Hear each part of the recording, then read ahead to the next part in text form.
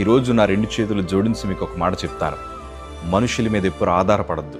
ఎందుకంటే వారు ఏ సమయాన్ని మారిపోతారో మనకు తెలియదు.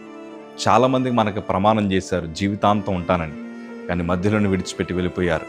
కొంతమంది నేనున్నాను కదా, ఎవరో నీకు ఉండినా లేకపోయినా ఎందుకు, నేను నీకు సాయం చేస్తాను అని అన్నవారే ఈరోజు మన హృదయాన్ని గాయపరిచి ఎంతోమంది మనల్ని విడిచిపెట్టి వెళ్ళిపోయారు.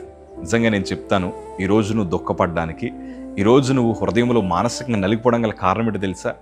ఎవరినైతే నువ్వు ఎక్కువ ప్రేమించావో, ఎవరి మీద అయితే నువ్వు ఎక్కువ ఆధారపడ్డావో వారే నీ గుండెల మీద తన్నెళ్ళిపోయారు.